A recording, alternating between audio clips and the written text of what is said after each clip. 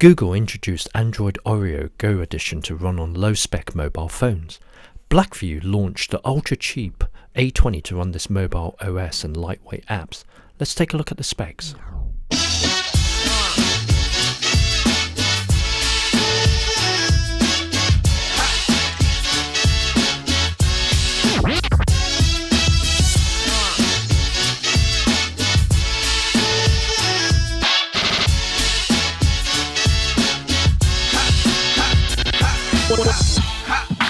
The A20 has a clunky design at 1.5cm thick. It's nicely solid at 170 grams. There's a plastic back cover that you can open to reveal the removable battery and dual SIM slots.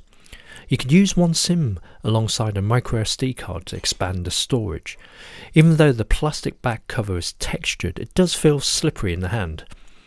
On one side you have the volume and power buttons. The bottom there's a single volume mic. And finally, the micro USB charging port and headphone socket is at the top. The mono speaker is situated at the back with a dual camera lens and flash. The A20 has a generous 5.5-inch IPS panel. However, the resolution is only 480 by 960 pixels. The brightness level is average at best, not great when viewing the A20 outdoors. The panel has good viewing angles, making content consumption like YouTube Go comfortable to use. The Blackview has only 1GB of RAM and 8GB of internal memory, upgradable with a microSD card to a maximum of 32GB. The 3-year-old MediaTek MT6580M is slow at loading images when browsing, and the GPU limits you to basic gaming. Using the camera app is slow, and even with the Android Go apps, there is a second's delay when clicking on the display. Under load, the A20 does get hot near the top. At this price point, the A20 has no 4G bands. The charging port is the old micro USB connection, and wireless connectivity is limited to 802.11n and cannot operate in the 5 GHz network. Naturally, you can't do contactless payments via NFC on the A20, but there is a headphone jack. Bluetooth 4.0 is included for connecting your earphones or portable speaker to the A20. What can I say about the speaker? For 40 quid or 50 bucks, what do you expect? Use the audio jack with the headphone instead. Let's move on. The selfie front 2-megapixel camera is okay in perfect lighting. In low light conditions, it's not usable. The rear has a dual camera setup with 5-megapixel and 0.3-megapixel sensors. The latter is used for depth of field. Pictures come out with poor colour accuracy and detail. In dark scenes, the image is very noisy and grainy, most of the time unusable. Forget the portrait mode, it never works, and therefore results are shockingly bad. Video footage is shot at 720p.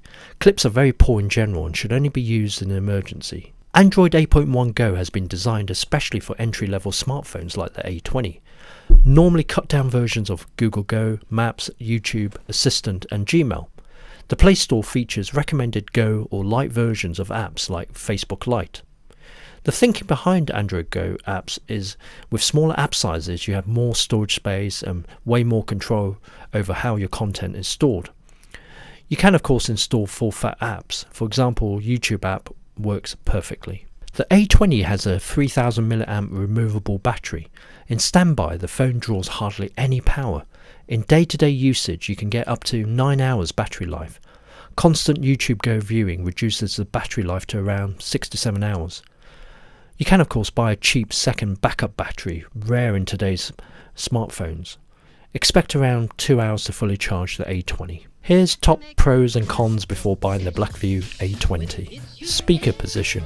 Your hand blocks the speaker grill. What a stupid design. Micro USB charging.